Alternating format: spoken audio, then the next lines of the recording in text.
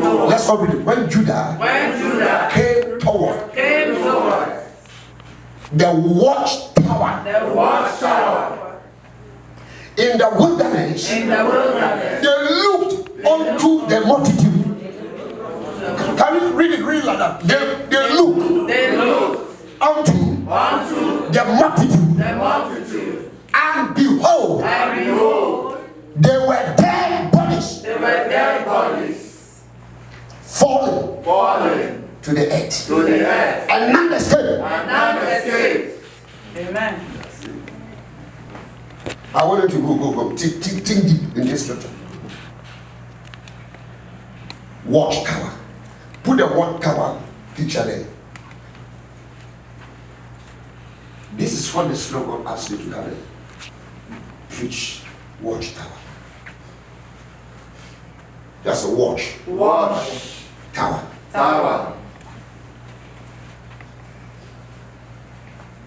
Have you seen what tower? Have you seen it? Watch tower. The watch tower, you go there with telescope.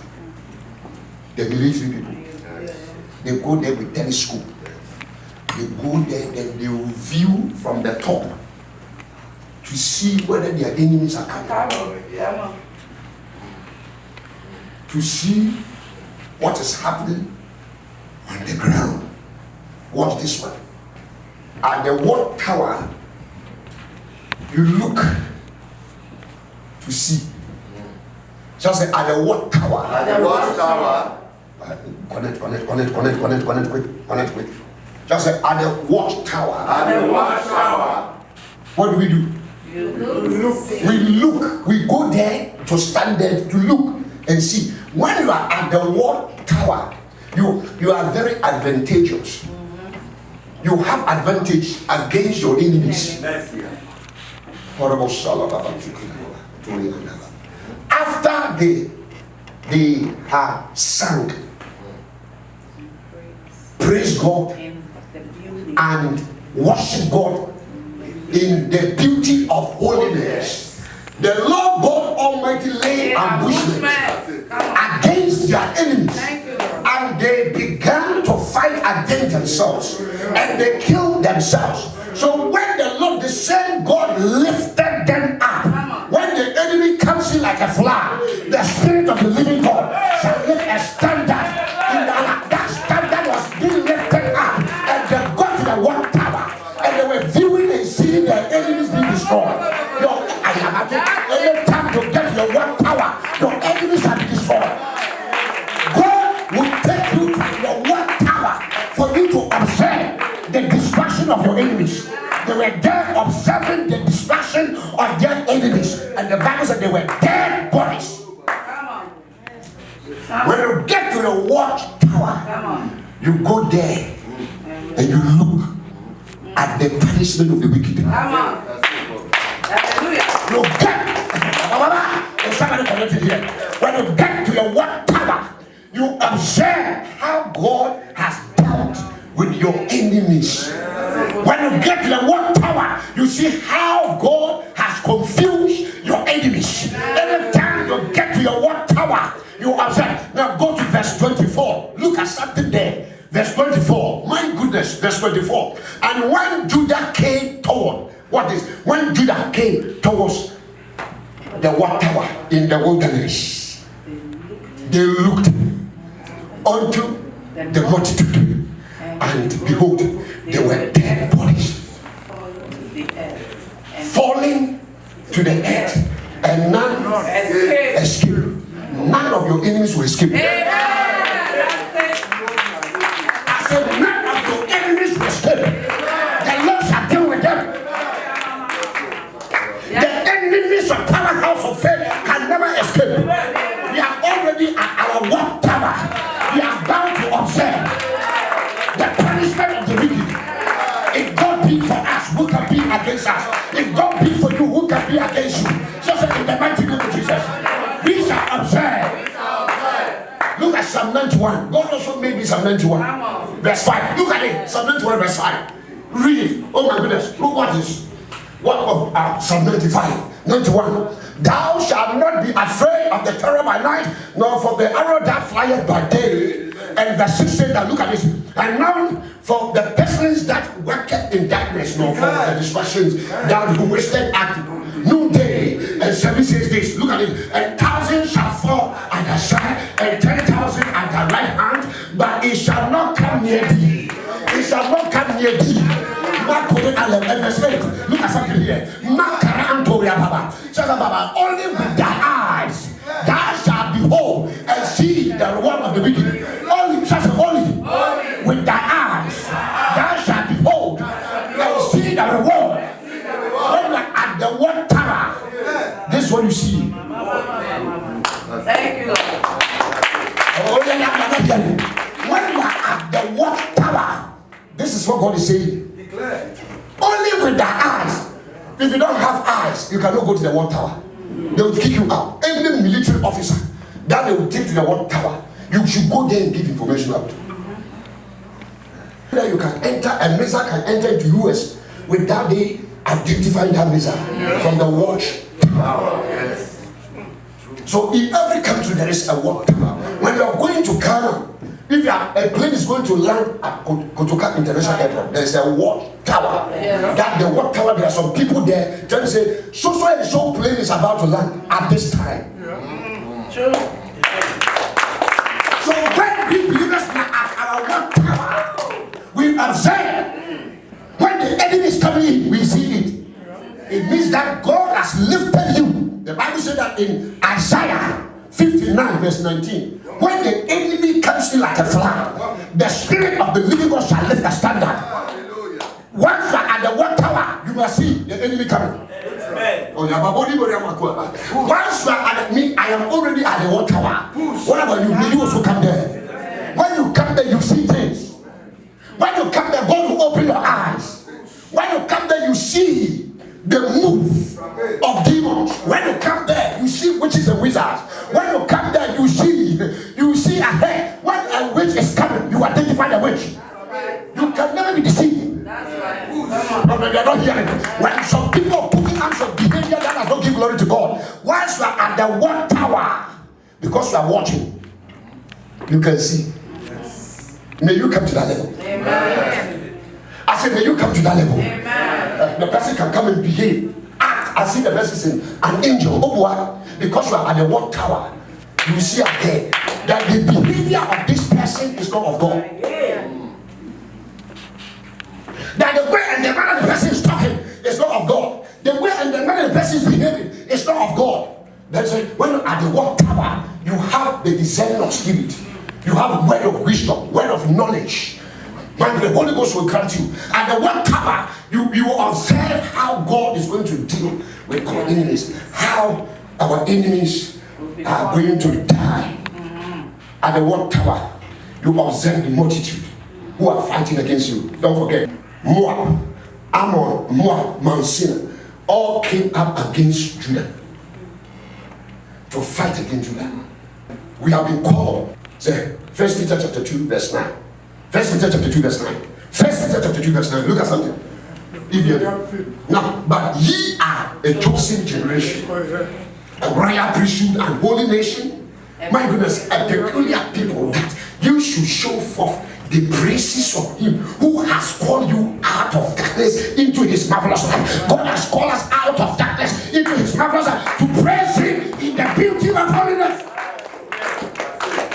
So if you are not praising God in the beauty of holiness, you don't belong to the Judah that you are talking about. You don't belong to the Judah that you are talking about. We are spiritual Israelites. Out of it. So we have been called out of darkness to praise God.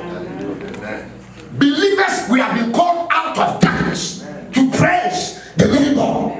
Once you have been called out of darkness, this light cannot save for Satan. Hallelujah. This light cannot give glory to Satan. Yes. This light cannot listen to man cannot listen to revelation. Come on. Come on. You are not hearing what I'm saying. You are not hearing what I'm saying. So when you do that, when you sing and praise God in the beauty of holiness, the Lord will catapult you to his watchtower. Come on. That's it. At his watchtower, you see the believer. prevail against you. And the word, no demon, no power can prevail against you. Amen. No one. Just no one. No one. God has ordained us at this end time. Yes, Lord. Anytime God has ordained you for a task, for an assignment, He will give you the necessary anointing for that assignment. That assignment has been given. That anointing has already been released. Anyone that will dare try in order to bring my ministry down, what God has called me to do, that person will die before this time. The Lord will strike that person. Anyone, what this one? Anyone that will dare play rough as regards to what God is instructing me to instruct my followers. Now some people too come and try to create confusion. God will check all of them. Amen. Are you know what I'm saying? God, because my calling is not of man, but it's of God.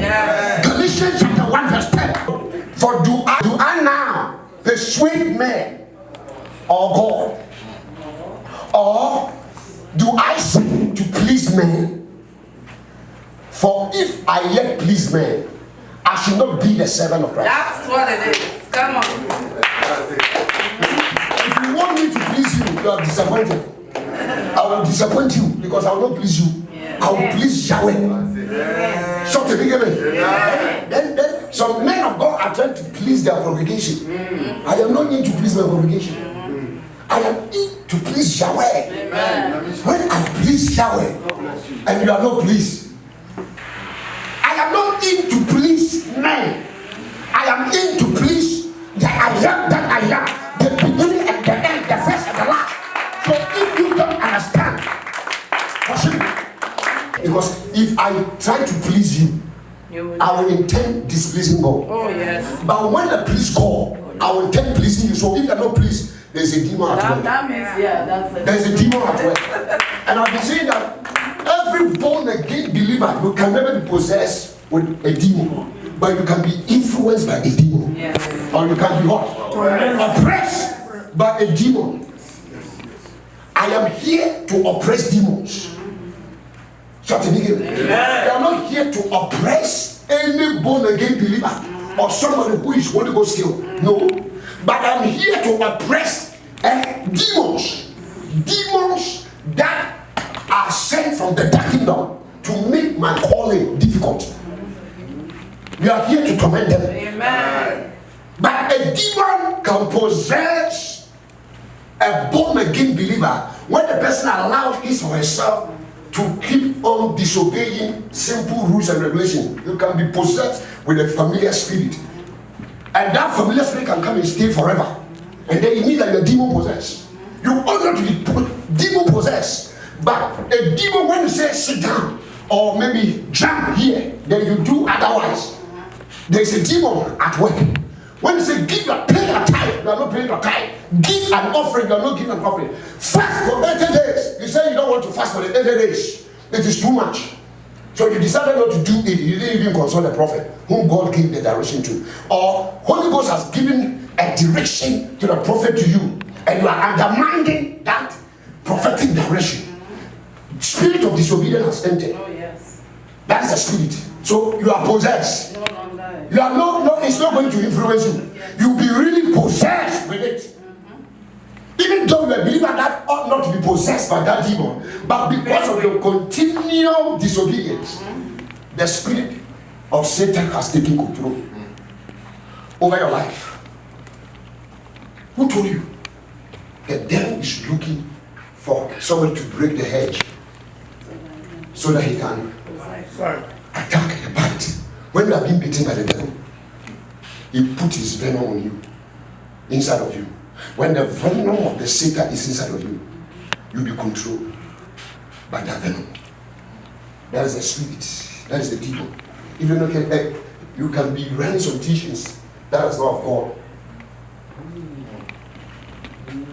You can be running. You'll be saying some things that is not of God, because it can confuse people. A lot of social media people are possessed with this spirit of disobedience, and they are not following. They are teaching heresies. Instead for them to teach people to fear God, they are telling, oh, you can live your life anyhow, but God can still speak to you. We are human. We are living on this planet Earth. But the person will not tell you that live a life that is trustworthy so that you can worship the living God in the beauty of holiness. They will not tell you that. Because every Tom, Dick, and Harry has been called.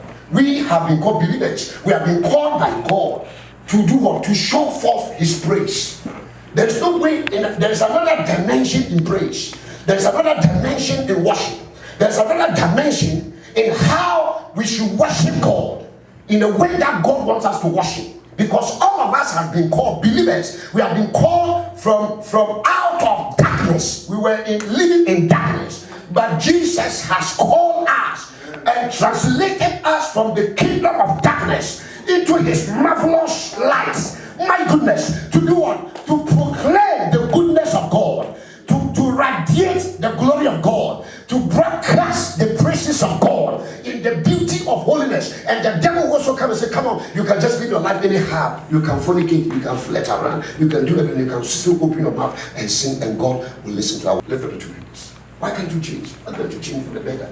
Why can't you change? Why can't you allow the Holy Spirit help me? There are some move that I made that is no good. I will disobey you and even your servant. I didn't even believe certain things that he said. I had wanted to override some things, but I realized that was a mistake I made. Why can't you ask God for forgiveness? Because you don't want the devil to come and strike you. The devil, that's the only way you know where to fornicate. The only way that the devil can get at you is for you to disobey. You don't go and steal. You don't go and do anything. But this is the only way.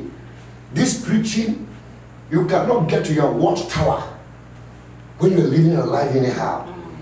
But before you get to the watchtower, you have to cross bridges. Then God will catapult you to the watchtower. At the watchtower, God has already finished the game. He has finished it for you to observe. Then he said that 1,000 shall fall at your side and 10,000 at what? But they will not come near thee.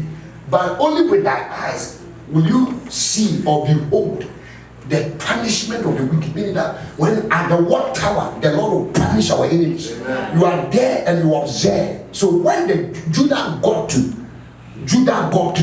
when the people who have been called, my goodness, who have been called from the kingdom of darkness into His marvelous light, when they got to the presence of God, the Lord God Almighty may kill all their enemies, destroy all of them. Shall say in the mighty name of Jesus. Anyone who wants me dead, may that person die. Anyone who has done a